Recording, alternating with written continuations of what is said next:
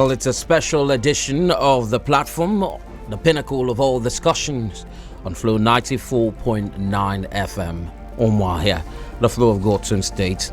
Well, as political activities are picking up, political parties are perfecting the process of nominating candidates, flag bearers that would stand in the gap for them in the 2023 general elections.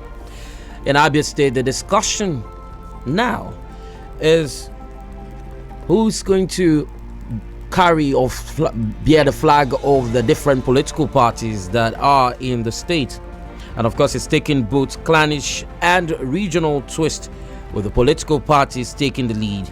On the show this morning, we have the state chairman of the African Democratic Congress, ADC, Obina Don Norman. A very good morning to you. Glad to have you on the program today. Good morning, my brother. It's my pleasure to be here with you today. I always enjoy myself when I come to Flow FM, and I want to make sure that today won't be an exception. Okay. Well, let's start off with your sojourn into politics. Well, I'd like to describe you as an activist, someone who's been very, very vociferous about certain things and issues in the state, and then you decided to go into politics. How has it been for you? Well, I would say that it's been a wonderful experience, especially in Abia State, where we have old men, old politicians, always trying to use clannish sentiments to deceive our younger generations. It's been a wonderful experience for me too, because I'm beginning to see myself as the leader of the new Abia generation. So my coming into politics just for one reason, to ensure that the lies of these our so-called elder statesmen, most of them are not sincere, to make sure that their lies, their clannishness and division that are bringing into Abia politics will be put to rest. For someone who has followed the trend, who's been around for a while now, I'm sure you are aware of the issues that have dominated the political space as regards the nomination of flag bearers and eventually the elections. Well, in some parties, especially the People's Democratic Party, we've had an ongoing conversation as to zoning. The PDP zoned the Abia gubernatorial seat to Abia North and Abia Central. And some persons, some school of thoughts believe, it was a shady situation, not, pinpointing or insisting that it has to go to one senatorial zone. Some of the people believe that it's not their business. They do not matter what's happening. It doesn't matter what's happening in that political party. They're just a political party. But very recently, some persons have been on the news as regards voicing and insisting that power should shift to the Abia North, and the conversation about the Abia Charter of Equity has taken mainstay. Do you know about the Abia Charter of Equity? Let me start by saying that it is a shame that some elder statesmen in Abia State are, taking this thing too far. They are trying to, make our youth, that's the Abia North youth or the Central or the South, go to war. And I don't know what they stand to gain. I listened to this program when Chief Charles Obuna came up to talk about the Abia Charter of Equity and insisted that it's turn of Abia North. And I laughed. Why did you laugh? It's a simple thing. Chief Charles Obuna was just being economical with the truth. And he's just simply playing to the gallery. What is the truth then? Let me tell you the truth. In 2011, when the then deputy governor wanted to run against the Chief Tedo Oji, that's Chris Akomas. Okay. Charles Obuna said, and I quote, that Chris Akomas has all the qualifications to be the Abia State governor, but based on Abia Charter of Equity, he is not qualified to become based on governor. That. Now he said that.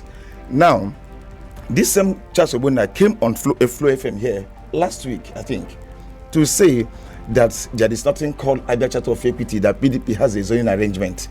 It is hypocrisy. Now let me tell you this truth of matter. The document called Abia Charter of Equity is an obsolete document. In fact, I'm going to use this opportunity. Do you have the document? I'm going to use this opportunity to say it for the last time to Abia youth who wants to learn. The document called Abia Charter of Equity is an obsolete document. The document only recognized Old Bende and Old Abba division. Now, it is incongruous or deceptive for anybody who comes from Abia North to say that equity or power, Okezi must send, return power to Abia North based on Abia Charter of Equity, because the document itself did not recognize Abia North, Abia Central, and Abia South. Now, if we want to look at it from the Abia Charter of Equity, which they are claiming, because most of them went into power and remain in power till 2015, even up to today, with this same Abia Charter of Equity that are coming to tell us it no longer exists. Now, the thing is this.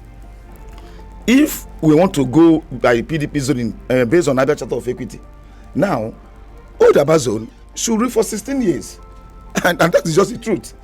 But because I insist there's something like called Abia Charter of Equity, now what we have is PDP zone arrangement. If you look at it from that angle, why the noise?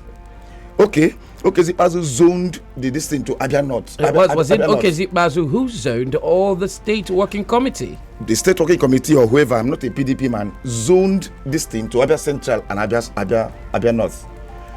I can tell you authoritatively that few months back here, this same Charles Obuna, where people held meeting in his house and they were pushing for the former governor's son to be the governor of Abia State. Several meetings were held in his house.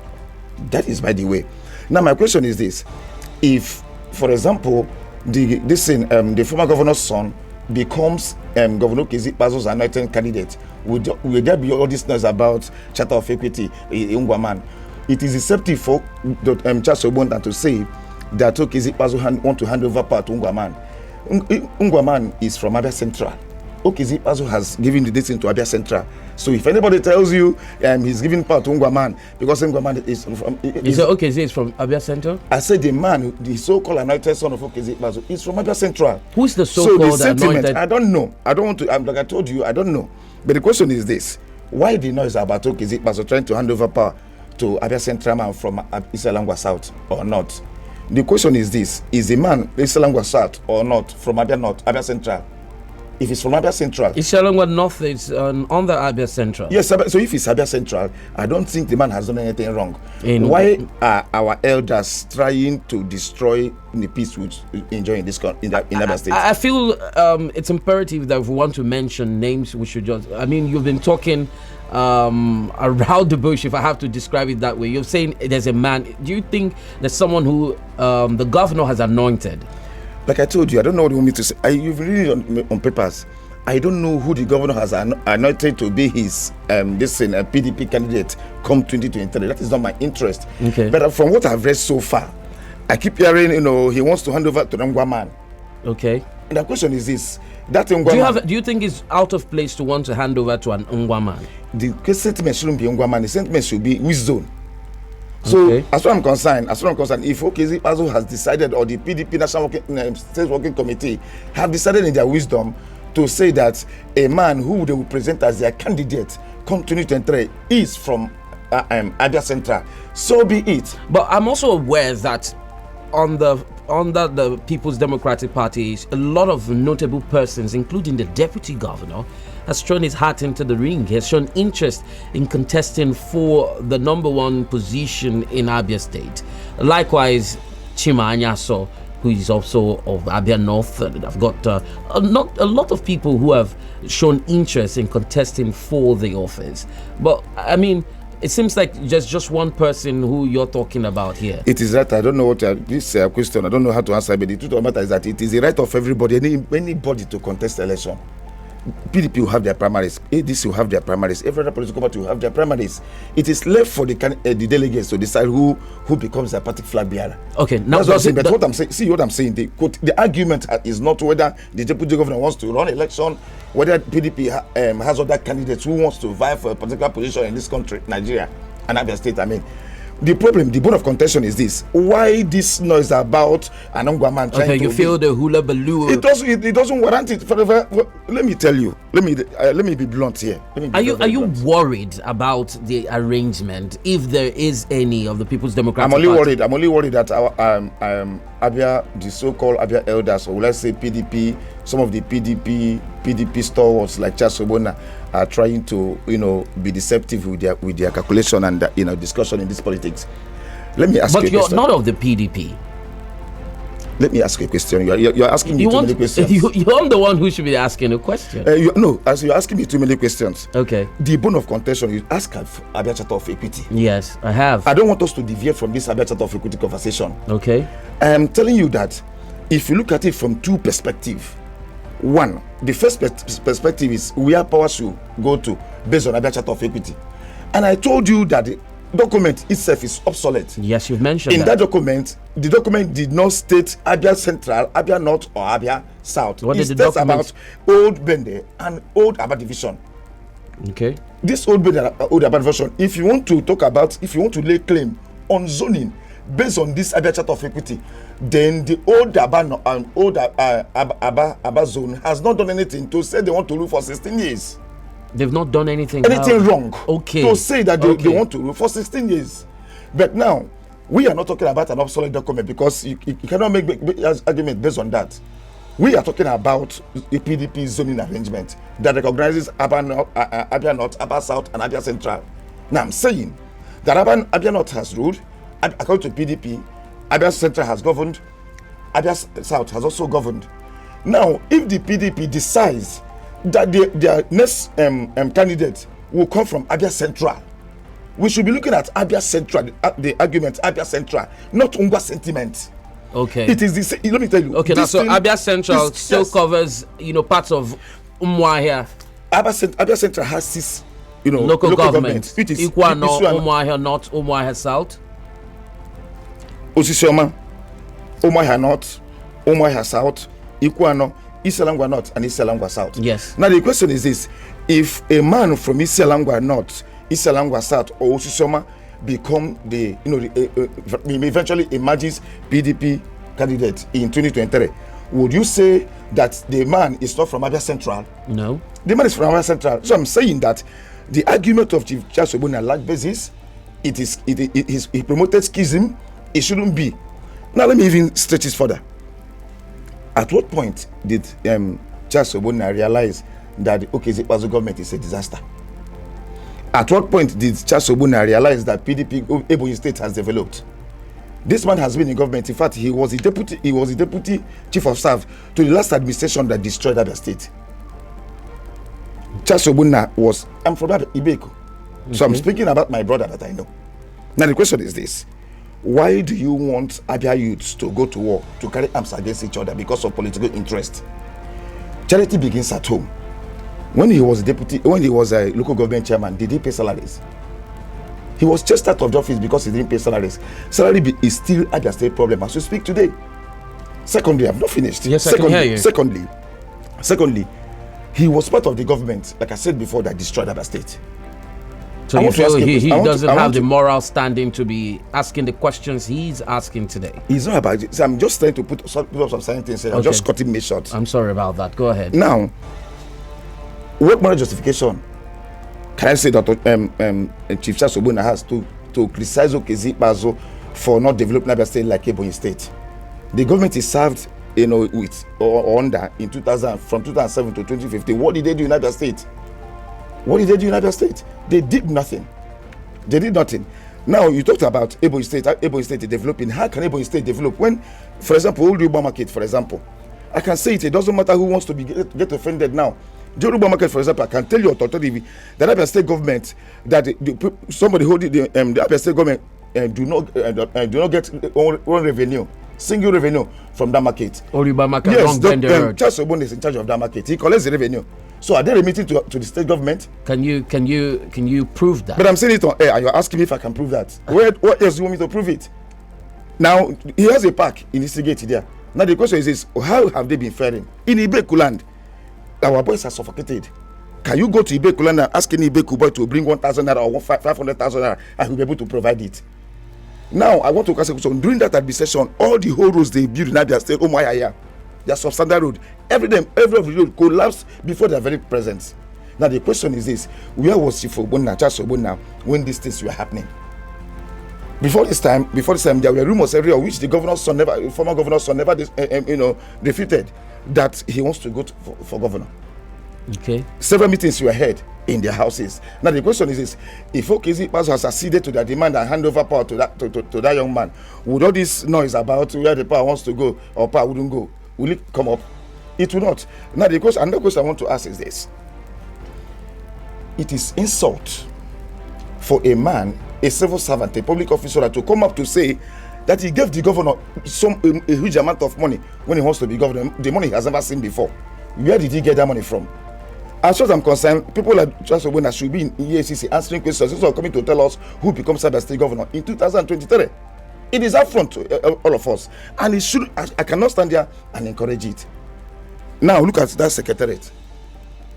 That the Abia State Secretariat. Yes, secretariat. I want to ask the company that is handling that contract to clean up that facility. Collects about 10 point something million naira from the state government every day, and that company is owned by Charles Obona. Now the question is this: go to that place. Is that place thoroughly cleaned? Is that place thoroughly cleaned? How did you come about all of these? I'm an investigative journalist. I am saying more. Okay. About the Obanakata water project. What happened to the Obanakata water project? I don't just want to come up here and start saying something, because a lot of them will be stoned to death if I open my mouth to say everything I know.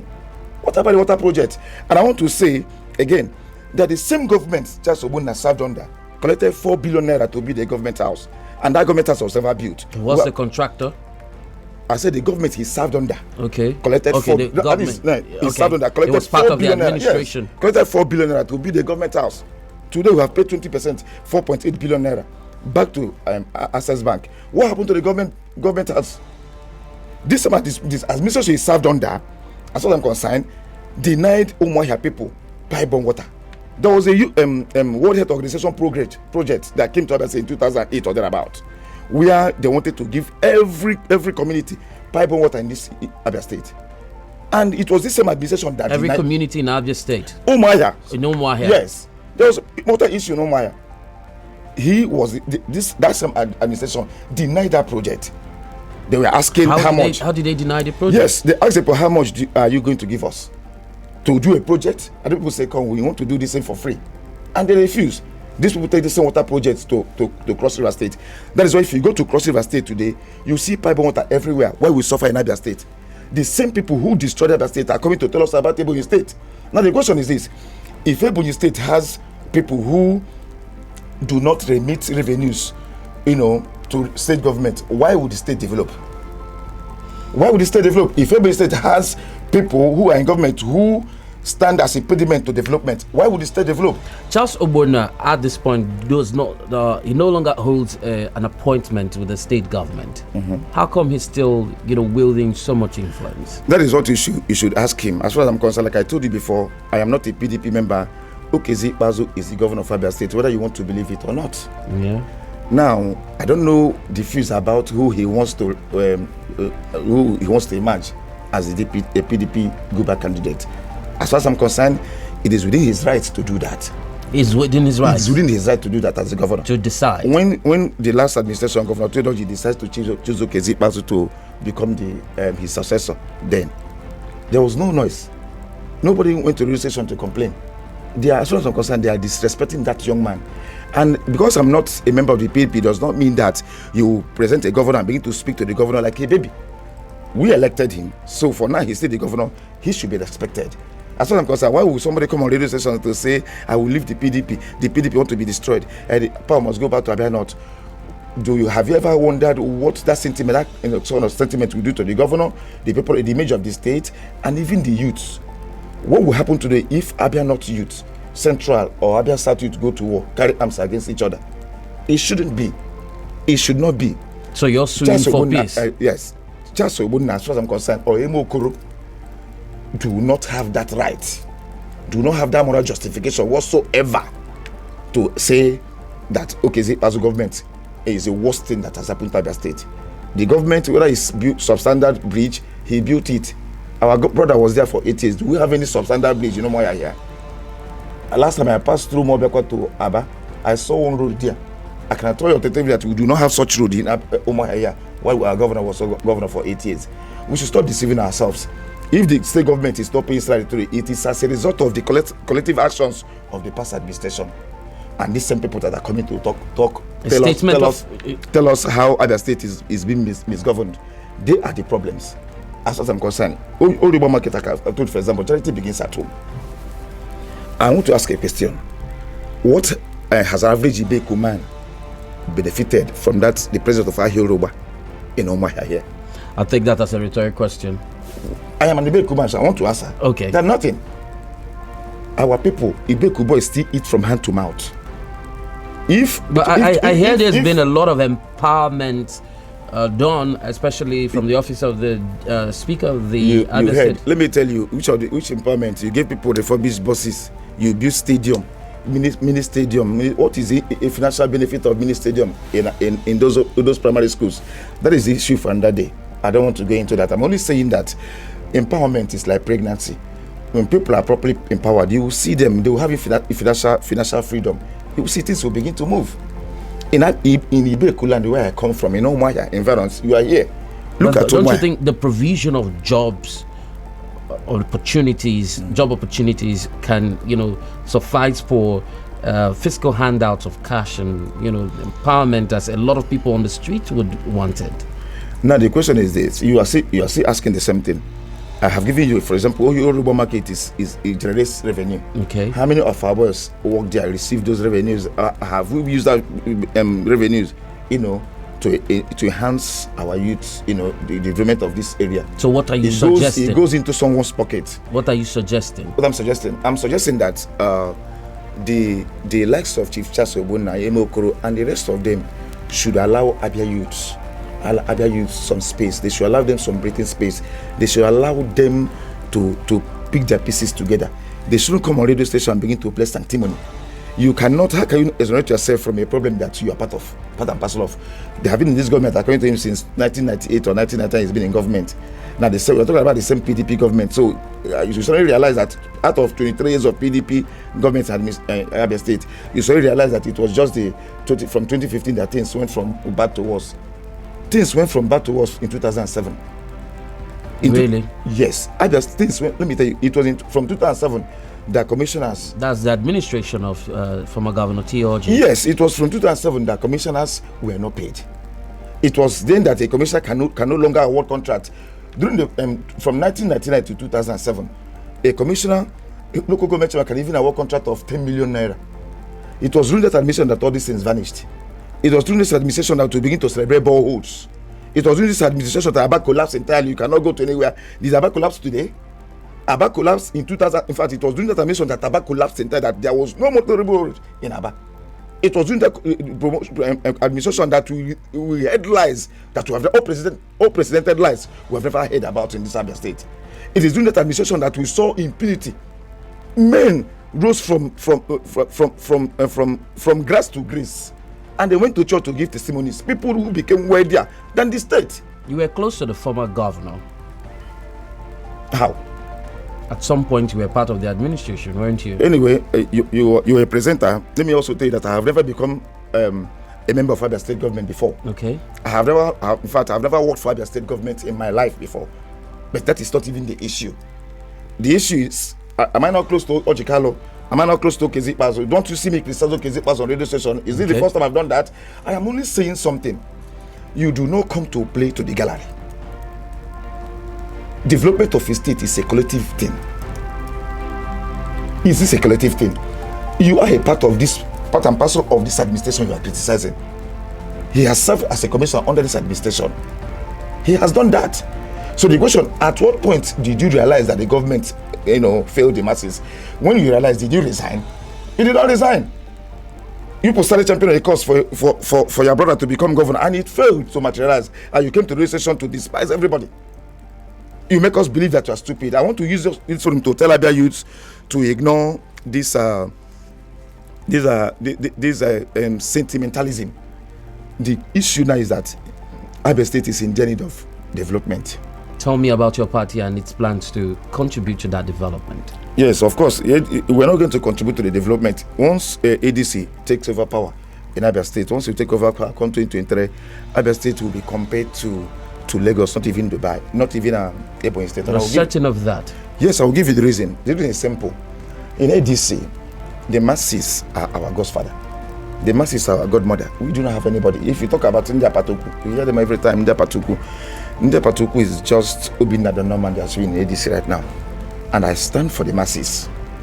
So we are going to, present a government that will not be subservient to any individual, rather to the Abia masses.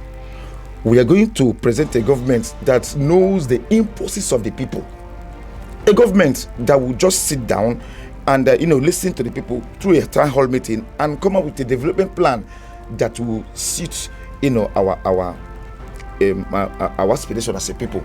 We are going to present a government that fears and listens to the people. We are not going to present a government that will become an tyrant to the people. A government that will lock up individuals for hearing their views. Do you have a flag bearer already? Yes, it's not about flag bearer. We have aspirants. Okay. By next week, you will see the declarations, and we're going to primaries. So one of the best among them will emerge. Indirect or direct primaries? We are going to use indirect primaries. That's what we're going to use it. So it's going to be delegates. So after that time, Abia people will see ADC did not just come to play politics because I am not a regular politician. I came into politics and choose ADC because of the wrath in the system, because of the misrule, because of the mismanagement of the Abia state funds. That was always been at the normal jettison journalism to become a party chairman. And I know the impulses of the people that we want to actualize through the ADC, because of course you need a political party to do that. So we want to present a state, we want to build a state that everybody will be proud of. Like Charles Obunna said that he's ashamed to be called an Abia man. Why will you be ashamed to be called an Abia man when you know that you are one of Abia's problem? I want to advise Abia youth today to ignore this old man. Okay. He said something too, that it will be wrong, incongruous for somebody to determine the future that his son, who is a graduate, will come to stay in. But that is what they have been doing. So I'm only going to do this for them to tell Abia youth, please do not allow these men to determine the future that will live 20 to 30 years to come, because I don't think any of them will live up to 30 years or 40 years in this Abia state. Thank you very much. Those are the last words on this program from Obinna Don Norman. He is the Abia State Chairman of the African Democratic Congress. Thank you very much for coming by this special edition of the platform, the pinnacle of all discussions. Up next, Michael O'Neill will be having a conversation. It's going to be Ben Kalu's mandate. My name is Tempo Bara. Have a splendid day and bye for now.